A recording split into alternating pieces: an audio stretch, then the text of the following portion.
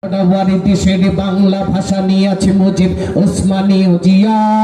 শহীদ তোর দেশে মুক্ত স্বাধীনে বেশে সবুজ লাল পতাকা ওড়ে। সময়ে ঝড়ের বেগে চেতনা উঠবে জেগে 15 কোটি অন্তরে। বাংলাদেশ আমার বাংলাদেশ, তোমার বাংলাদেশ খোদার দান। প্রাণের জন্মভূমি তোমার জন্য আমি জীবন করেছি কোরবান। বাংলাদেশ আমার বাংলাদেশ, তোমার বাংলাদেশ চিরমহান। ধন্য ধন্য আমি সবার চাইতে দামি বাংলা মাটির সন্তান।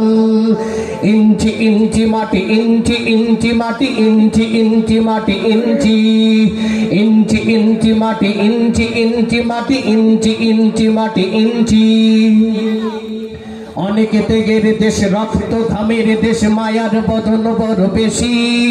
হিন্দু মুসলমান বৌদ্ধ বা খ্রিস্টান সকলেই তো বাংলাদেশি। অনেক ত্যাগের দেশ, রক্ত ঘামের দেশ, মায়ার বাঁধন বড় বেশি। হিন্দু মুসলমান বৌদ্ধ বা খ্রিস্টান সকলেই তো বাংলাদেশি। কেন তবে সংঘাত বৃথাই রক্তপাত, ভাই ভাই রাখো হাতে হাতে। সময়ে পক্ষপাতী হয়েছে শ্রেষ্ঠ জাতি, নজির দেখাও দুনিয়াতে। বাংলাদেশ আমার বাংলাদেশ, তোমার বাংলাদেশ খোদার দান। প্রাণের জন্মভূমি তোমার জন্য আমি জীবন করেছি কোরবান। বাংলাদেশ আমার বাংলাদেশ, তোমার বাংলাদেশ চিরমহান। ধন্য ধন্য আমি সবার চাইতে দামি বাংলা মাটির সন্তান। ইঞ্চি ইঞ্চি মাটি, ইঞ্চি ইঞ্চি মাটি, ইঞ্চি ইঞ্চি মাটি, ইঞ্চি ইঞ্চি ইঞ্চি মাটি, ইঞ্চি ইঞ্চি মাটি, ইঞ্চি ইঞ্চি মাটি, ইঞ্চি ইঞ্চি ইঞ্চি মাটি, ইঞ্চি ইঞ্চি মাটি, ইঞ্চি ইঞ্চি মাটি, ইঞ্চি। ধন্যবাদ। আমাদের সামনে অত্যন্ত সার গর্ব আলোচনা নিয়ে আসছেন আজকের এই অধিবেশনী মাহফিলের প্রধান অতিথি জনাব হাজী মোহাম্মদ হাফিজ মিয়ার সুযোগ্য সন্তান, ফজর আলী বাড়ির কৃতি সন্তান মাওলানা কারি আহমেদ হুজাইফা মিনাবাগী, মুহতামিম দাওয়াতুল কুরআন ও সুন্নাহ মাদ্রাসা ঢাকা। হুজুরকে তার আলোচনা পেশ করার জন্য বিনীতভাবে অনুরোধ জানাচ্ছি। আসসালামু আলাইকুম ওয়া রাহমাতুল্লাহ। আসসালামু আলাইকুম ওয়া রাহমাতুল্লাহি ওয়া বারাকাতুহু। আলহামদুলিল্লাহ আলহামদুলিল্লাহিল্লাযী জাআলা আশ-শামসা ওয়াল কমারা বিহুসবান ওয়ান নাজমা ওয়াশ-শাজারা ইয়াসজুদান وفضل زمانا على زمان كما فضل مكانا على مكان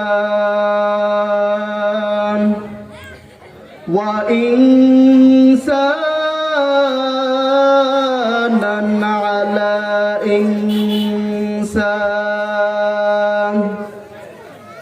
ونشهد أن لا إله إلا الله وحده لا شريك له ونشهد أن سيدنا وسندنا وحبيبنا وحبيب طبيبنا وطبيب قلوبنا ومولانا محمدا عبده ورسوله. أما بعد فقد قال الله تعالى في كلامه المجيد أعوذ بالله من الشيطان الرجيم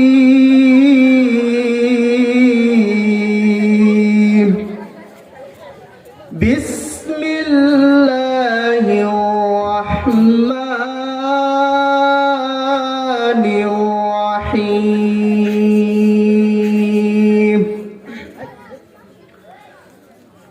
الذي خلق الموت والحياة ليبلوكم أيكم أحسن عملا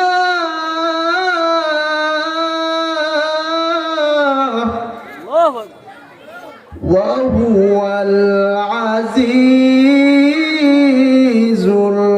الغفور صدق الله العظيم وصدق رسوله الكريم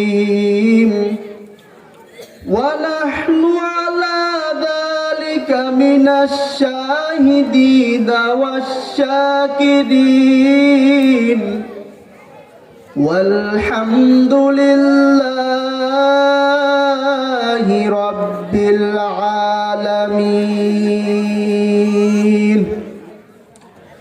وقال رسول الله صلى الله عليه وسلم يتبع الميت ثلاثة أهله ماله وعمله فيرجع الاثنان ويبقى الواحد فيرجع أهله وماله ويبقى عمله أو كما قال النبي عليه الصلاة والسلام.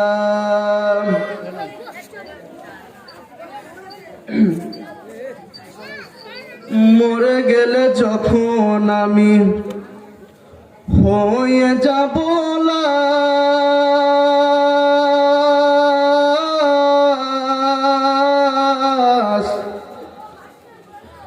বন্ধু সকল চলে যাবে,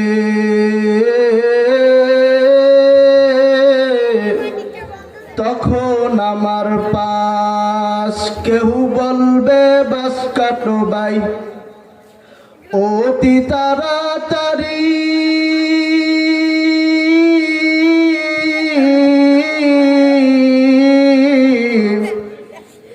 কেউ বলবে কবর দিয়ে যাব কখন বাড়ি রে ভাই যাব কখন বাড়ি। আমি আজ জীবিত বলে সবাই আমার আপন,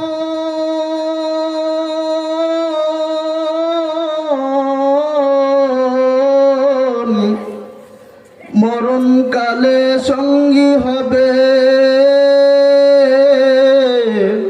শুধুই সাদা কাপড় রে ভাই শুধুই সাদা কাপড়।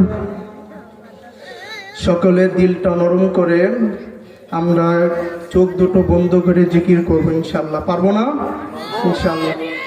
লা ইলাহা ইল্লাল্লাহ, লা ইলাহা ইল্লাল্লাহ, লা ইলাহা ইল্লাল্লাহ, লা ইলাহা ইল্লাল্লাহ।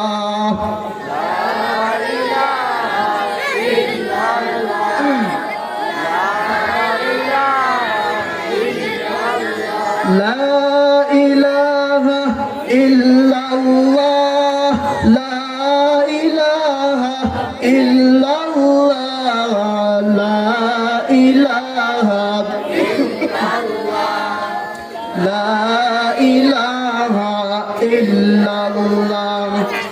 الله الله क्या मुबारक नाम है, अल्लाह अल्लाह आशिकू का काम है, अल्लाह अल्लाह तू मेरा रहमान है, अल्लाह अल्लाह तू मेरा रहीम है, अल्लाह अल्लाह तू मेरा रहमान है, अल्लाह अल्लाह तू मेरा रहीम है ला इलाहा इल्लल्लाह ला इलाहा इल्लल्लाह ला इलाहा इल्लल्लाह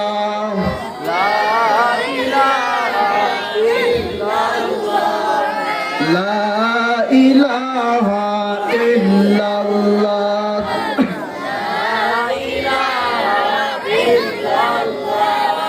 हस्बी रब्बी जल्लल्लाह मा फी कल्बी गैरुल्लाह हस्बी रब्बी जल्लल्लाह मा फी कल्बी गैरुल्लाह नूर मोहम्मद सल्लल्लाहु ला इलाहा इल्लल्लाह ला इलाहा इल्लल्लाह ला इलाहा इल्लल्लाह ला इलाहा इल्लल्लाह ला इलाहा इल्लल्लाह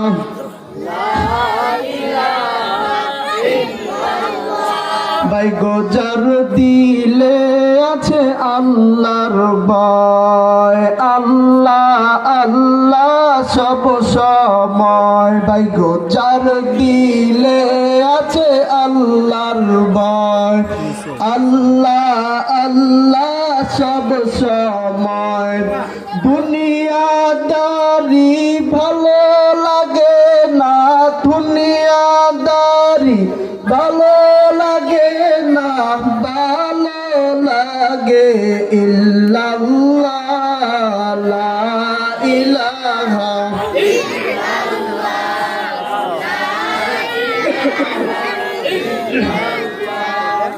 লা ইলাহা ইল্লাল্লাহ লা ইলাহা লা ইলাহা ইল্লাল্লাহ লা ইলাহা ইল্লাল্লাহ লা ইলাহা ইল্লাল্লাহ লা ইলাহা ইল্লাল্লাহ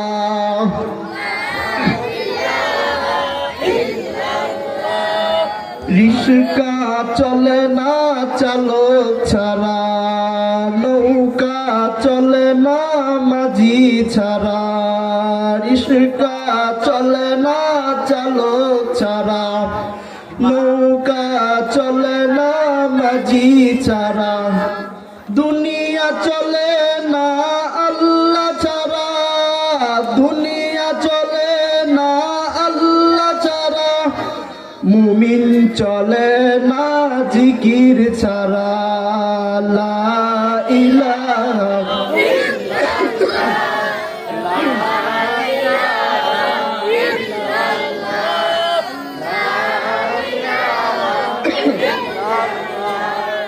লা ইলাহা ইল্লাল্লাহ লা ইলাহা ইল্লাল্লাহ লা ইলাহা ইল্লাল্লাহ লা ইলাহা ইল্লাল্লাহ লা ইলাহা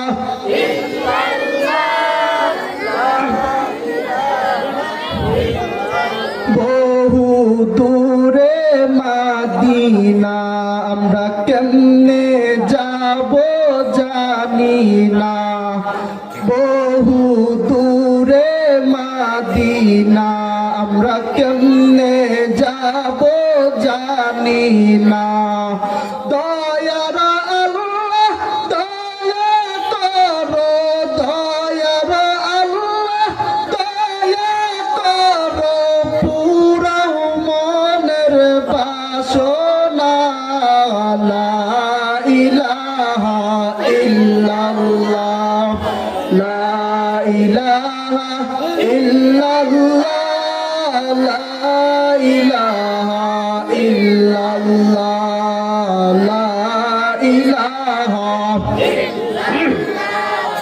লা ইলাহা ইল্লাল্লাহ লা ইলাহা ইল্লাল্লাহ। এই কালিমার বান্ধবেরা কাজে লাগবে মরণ বেলা। এই কালিমার বান্ধবেরা কাজে লাগবে মরণ বেলা। এই কালিমার প্রেম থাকিলে এই কালিমার প্রেম থাকিলে কবর হবে উজালা। লা ইলাহা ইল্লাল্লাহ মহব্বতে মহব্বতে লা ইলাহা লা ইলাহা ইল্লাল্লাহ লা ইলাহা লা ইলাহা ইল্লাল্লাহ লা ইলাহা ইল্লাল্লাহ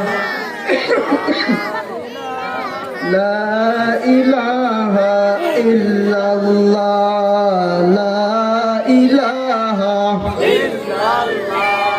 লা ইলাহা ইল্লাল্লাহু মুহাম্মাদুর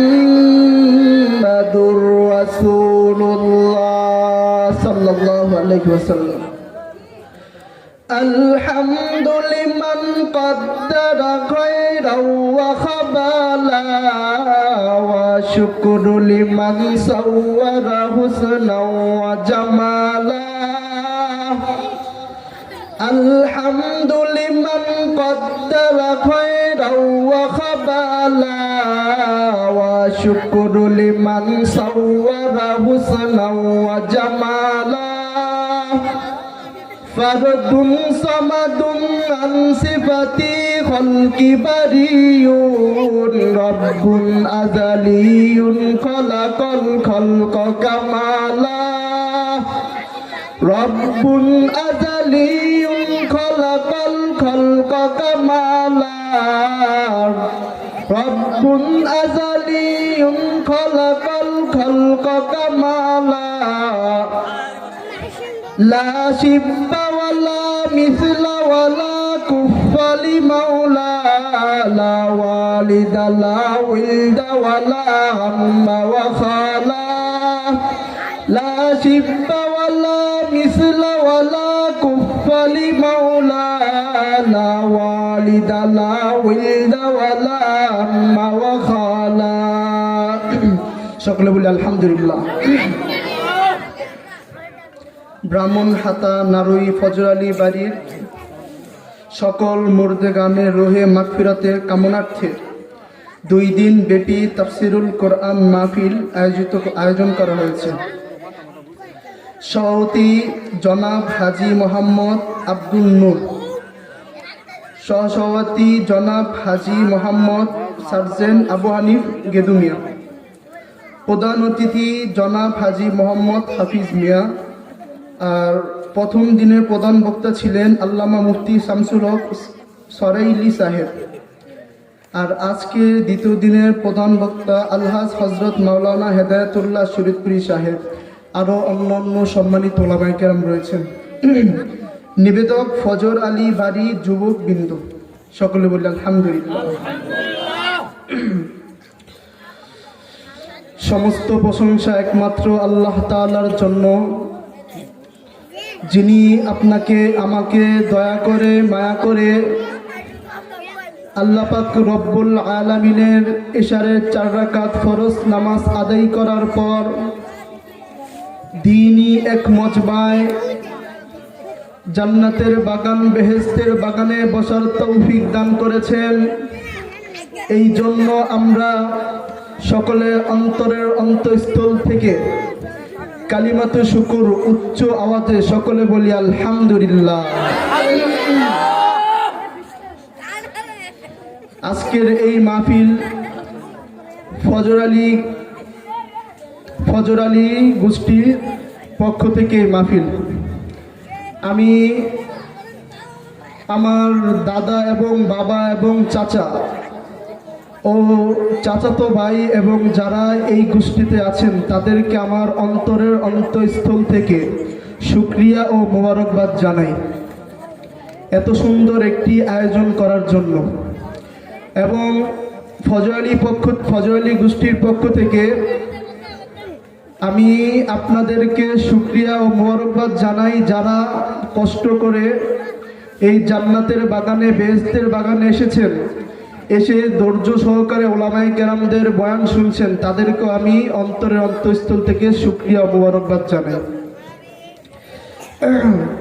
বিশেষ করে আমার চাচাতো ভাইদেরকে আমি দৃষ্টি আকর্ষণ করে বলছি, আজকের এই তাফসিরুল কোরআন মাহফিল আমাদের বাপ চাচা আমাদের দাদারা যেভাবে সুন্দর করে আয়োজন করেছেন, তেমনিভাবে আমরা এবং আমাদের পরবর্তী প্রজন্মে যারা আসবে তারা সকলে মিলে যে এই সুন্দর তাফসিরুল কোরআন মাহফিল করতে পারি, আল্লাহ পাক রব্বুল আলামিন আমাদেরকে তৌফিক দান করেন, সকলে বলি আমিন। এবং এই ফজরি গোষ্ঠীর পূর্বপুরুষ যারা দুনিয়াতে নাই তাদের রুহে মাগফিরাতের জন্য এই মাহফিলটা আয়োজন করা হয়েছে। আল্লাহ পাক রব্বুল আলামিন এই তাফসিরুল কোরআনের মাহফিলের উসিলায় তারা যারা অন্ধকার কবরে শুয়ে আছেন তাদেরকে যেন আল্লাহ পাক রব্বুল আলামিন জান্নাতের উঁচু মাকাম দান করেন, সকলে বলি আমিন।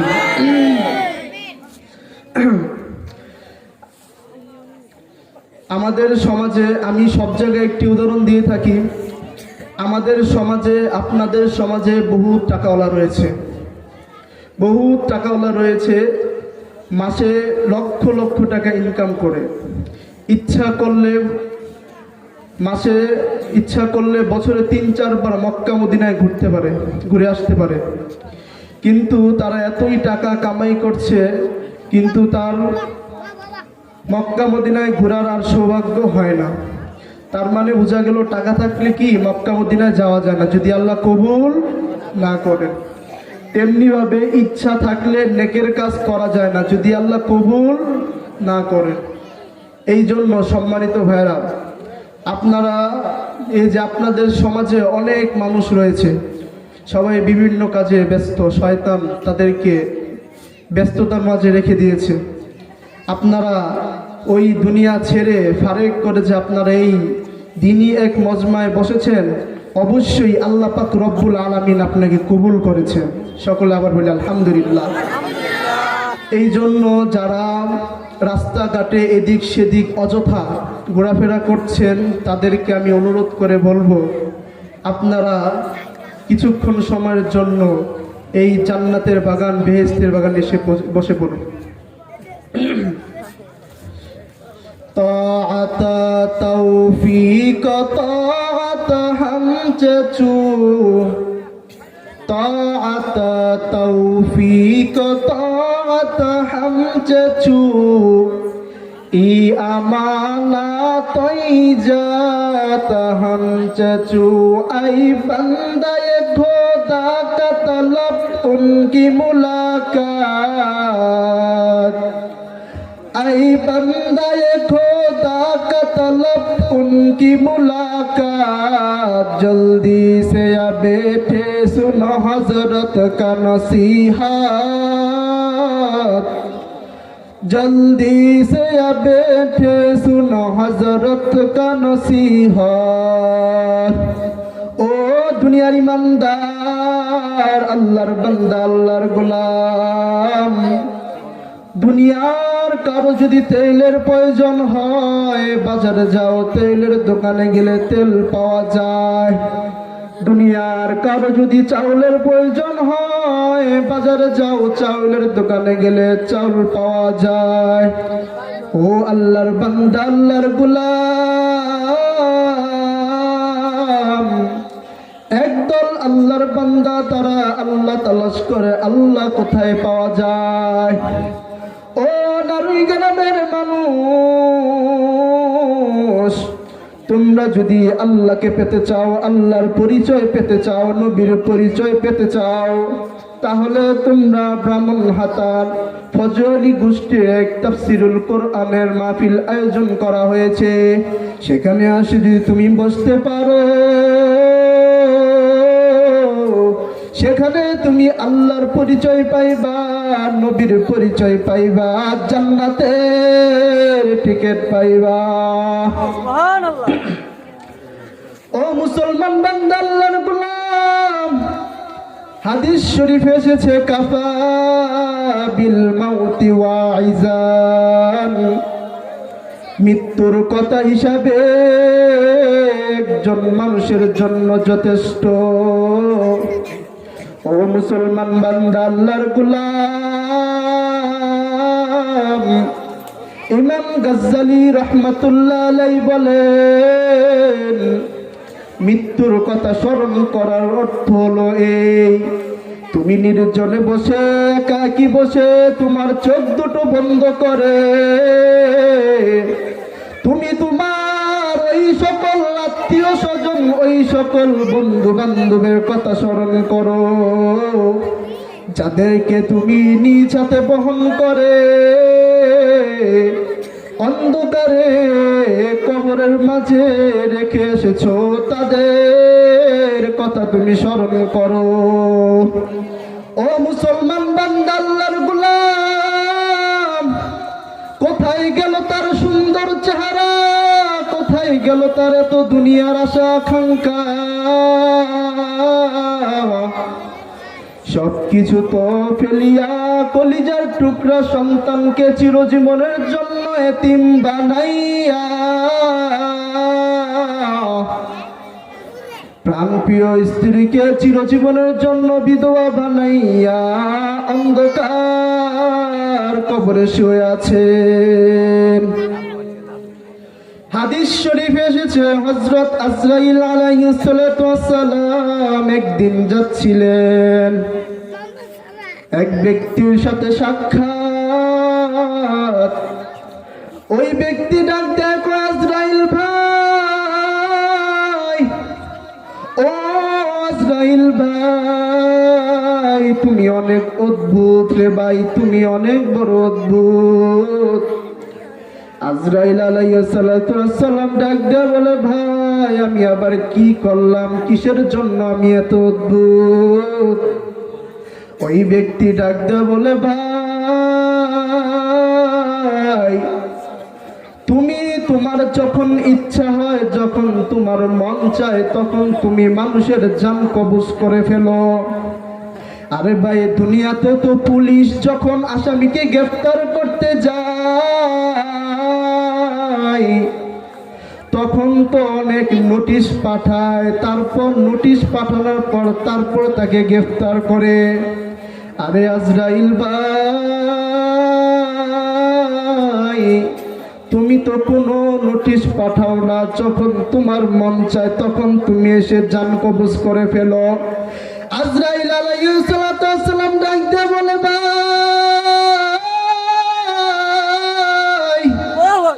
তুমি বলো আমি নোটিশ পাঠাই না।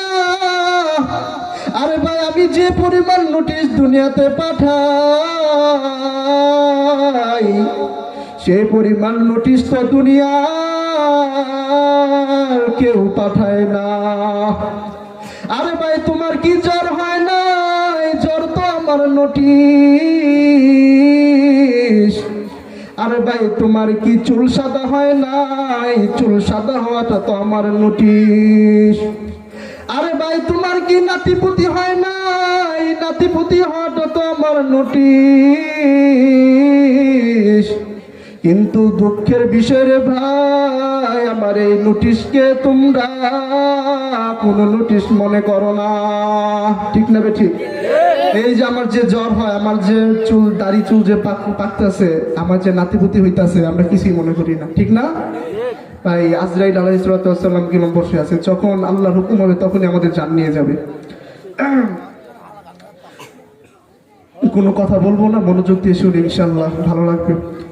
হযরত আজরাইল আলাইহিস সালাতু ওয়াস সালাম যখন আল্লাহ পাক রব্বুল আলামিনের কাছে একটি দায়িত্ব পেয়েছেন, যে তুমি দুনিয়ার সকল মানুষের জান কবজ করবে, আমি তোমাকে এই দায়িত্বটা দিলাম। আজরাইল আলাইহিস সালাম বলেন, আল্লাহ আপনি আমার এত বড় কাজ দিয়েছেন মালিক, আমি যখন দুনিয়াতে মানুষের জান কবজ করতে যাব তখন তো মানুষটা আমাকে অনেক দোষারোপ করবে, অনেক গালাগালি করবে। আরে আজরাইল, এখন আর তুই আসার সময় পাইলি না, তুই আমার কলিজার টুকরার ভাইটাকে নিয়ে গেলি। ও আজরাইল, তুই আমার এই সুখী পরিবারটারে তুই ভেঙে চুরমার করে দিলি, এরকম আমাকে অনেক দোষারোপ করবে। আল্লাহ আল্লাহ পাক রব্বুল আলামিন ডাক দিয়ে বলেন, আজরাইল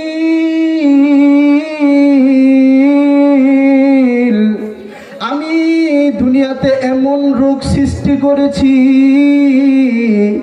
এমন বড় বড় রোগ সৃষ্টি করেছি, দুনিয়ার মানুষ তখন তোমাকে আর দোষারোপ করবে না। তখন বলবে অমুক ব্যক্তি অমুক রোগে মারা গেছে, অমুক ব্যক্তি অমুক রোগে মারা গেছে। ঠিক না? ঠিক না? ঠিক। আমাদের সমাজে যদি কেউ মারা যেত আমরা বলি এই যে ক্যান্সারে মারা গেছে বা হার্ট স্ট্রোক করেছে বা বিভিন্ন কি রোগে কারণে মারা গেছে। আল্লাহ পাক রব্বুল আলামিন কোরআন শরীফের মাঝে ইরশাদ করেছেন,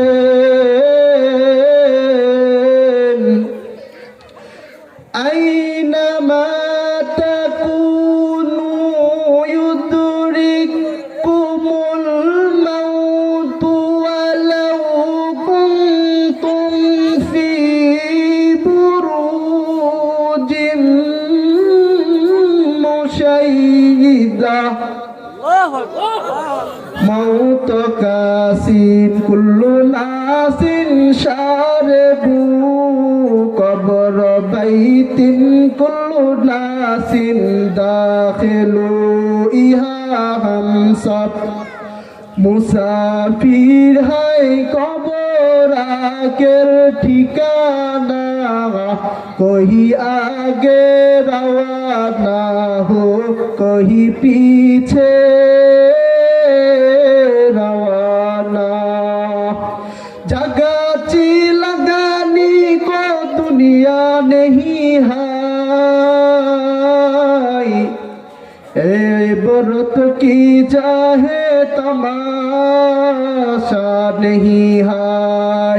ओ मुसलमान बंदा अल्लाहर गुलाम, আল্লাহ পাক রব্বুল আলামিন কালামুল্লাহর মাঝে ইরশাদ করেছেন, ও দুনিয়ার মানুষ, আমি আল্লাহ এমন একটা মৃত্যু সৃষ্টি করেছি, তুমি যদি এই মৃত্যুর ভয়ে যদি তুমি রাজপ্রাসাদের মাঝে পলায়ন করো,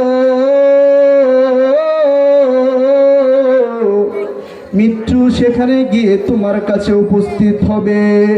ও মুসলমান বান্দা, এই মৃত্যুর ভয়ে যে তুমি পানির গভীর নিচে গিয়ে যদি পলায়ন করো, মৃত্যু তোমার সেখানে গিয়ে উপস্থিত করবে। একদিন না একদিন তোমার এই দুনিয়া ছেড়ে চলে যেতে হবে। সাকরাতুল মাউত, মৃত্যুর যন্ত্রণা কত কঠিন। ও মুসলমান বান্দা আল্লাহর গোলাম, মৃত্যুর যন্ত্রণা কত কঠিন জাননি? এই দুনিয়াতে যে আমরা বসবাস করছি, এই দুনিয়াতে তো আমরা প্রবাসী, আমরা তো মুসাফির। আমাদের দেশের থেকে যারা দুবাই, সৌদি আরব, কুয়েত, বাহরাইন প্রবাসীতে যায়, তাদের তো একটা নির্দিষ্ট সময় রয়েছে, একটা নির্দিষ্ট একটা ভিসা রয়েছে। ওই ভিসার যখন মেয়াদ শেষ হয়ে যাবে, তখন তো সে ওইখানে থাকতে পারবে না, তার তো এই দেশে বাংলাদেশে ফিরে আসতে হবে। এই জন্য মুসলমান ভাই, আমাদেরও একটা নির্দিষ্ট একটা সময় রয়েছে, আমাদেরও একটা ভিসা রয়েছে। এই ভিসার মেয়াদ যখন শেষ হয়ে যাবে, দুনিয়ার কেউ তোমাকে আটকিয়ে রাখতে পারবে না। আল্লাহ পাক রব্বুল আলামিনের দরবারে হাজিরি দিতে হবে। ও মুসলমান বান্দা, মৃত্যুর যন্ত্রণা কত কঠিন, মৃত্যুর যন্ত্রণা তো অনেক কঠিন রে ভাই। যখন তুমি বান্দা, তুমি যদি বদকার হও, তখন তো আজরাইল আলাইহিস সালাতু ওয়াস সালাম 500 ফেরেশতা নিয়ে তোমার কাছে হাজির হবে। 500 ফেরেশতা নিয়ে তোমার কাছে হাজির হবে। এমন ভয়ঙ্কর রূপ নিয়ে তোমার কাছে হাজির হবে। তুমি যদি বদকার হও, তাহলে জাহান্নামের লৌহদয় নিয়ে তোমার মাথা হাঁটু তোমার বুক থেকে তোমার রূহকে টেনে টেনে বের করবে। ও মুসলমান বান্দা, যখন রূহটা টেনে টেনে বের করবে, হাদিস শরীফ আছে, একটি কলসির মাঝে যদি গরম পানি করা হয়, একটা ডিক্সির মাঝে যদি গরম পানি করা হয়, এই গরম পানির মাঝে যদি তোমাকে ছেড়ে দেওয়া হয়, তোমার যে পরিমাণ কষ্ট হবে তার চেয়ে বেশি কষ্ট হবে মৃত্যুর যন্ত্রণা। ও মুসলমান বান্দা, আল্লাহর গোলাম, হাদিস শরীফ এসেছে 1000 তরবারি নিয়ে যদি তোমার শরীরের মাঝে আঘাত করা হয়, তোমার যে পরিমাণ কষ্ট হবে তার চেয়ে বেশি বেশি কষ্ট হবে মৃত্যুর যন্ত্রণা। ও মুসলমান বান্দা, জীবিত একটা বকরিকে যদি তার চামড়া টেনে টেনে ছিঁড়া হয়, সেই বকরির যে পরিমাণ কষ্ট হবে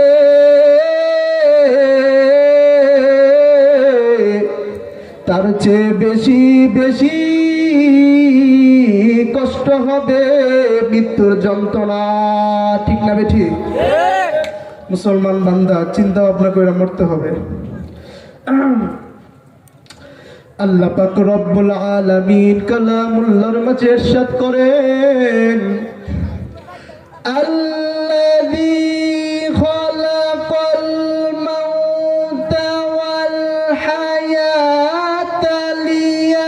ليبلوكم أيكم أحسن عملا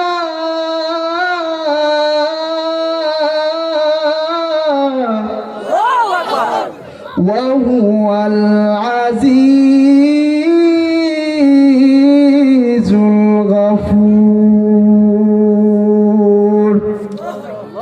আল্লাহ পাক রব্বুল আলামিন বলেন, আমি আল্লাহ মৃত্যুকে সৃষ্টি করেছি মুসলমান তোমাদেরকে দুনিয়ার মাঝে পরীক্ষা করার জন্য।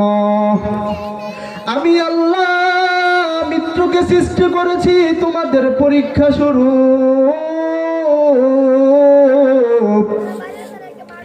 যেরকম দুনিয়াতে আমরা যারা পরীক্ষা দেই, পরীক্ষার হলে পরীক্ষা দেই, সেই পরীক্ষার হলে আমাদের একটা নির্দিষ্ট সময় রয়েছে, 3 ঘন্টা বা 3.5 ঘন্টা একটা নির্দিষ্ট সময় রয়েছে।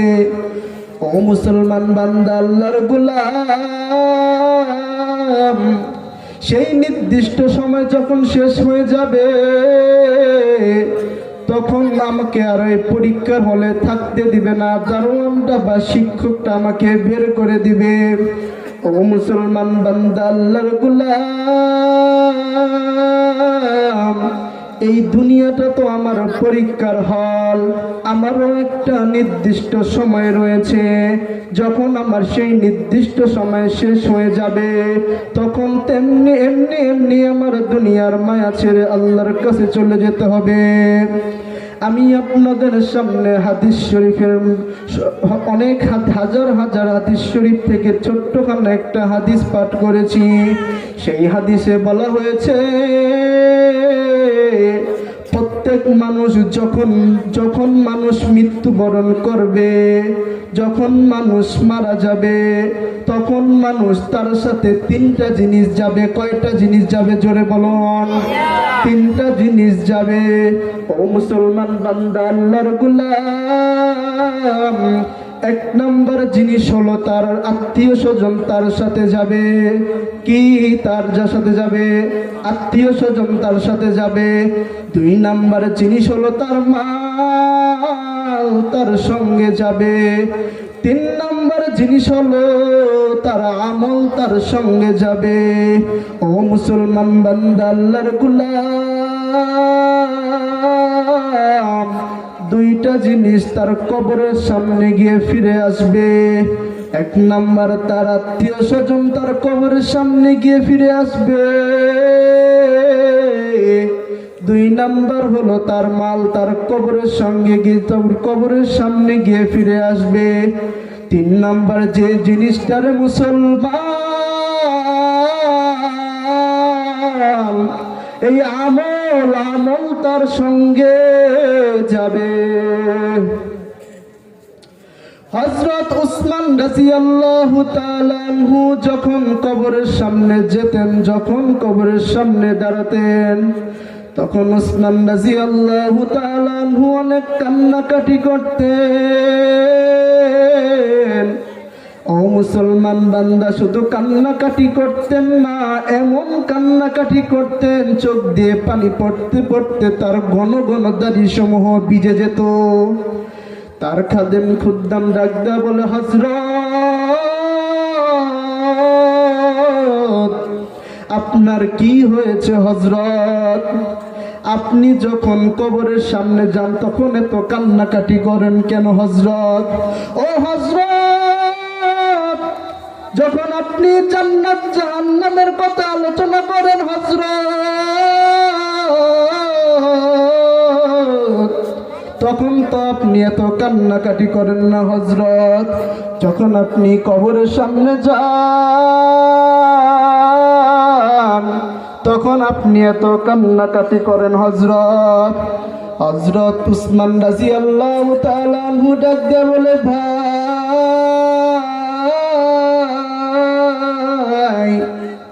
হুজুর সাল্লাল্লাহু আলাইহি ওয়াসাল্লাম বলেছেন, সকলে দুরূদ পড়েন না সাল্লাল্লাহু আলাইহি ওয়াসাল্লাম।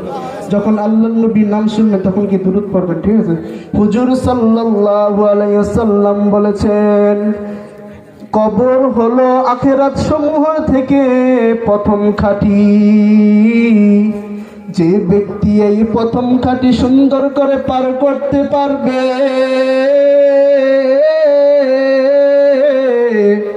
তার তো আর আখিরাতের কোনো চিন্তা নাই, আর কোনো খাঁটিতে তার কোনো সমস্যা নাই। আর যে বান্দা, যে আমার উম্মত এই প্রথম খাঁটির মাঝে ধরা পড়ে যাবে,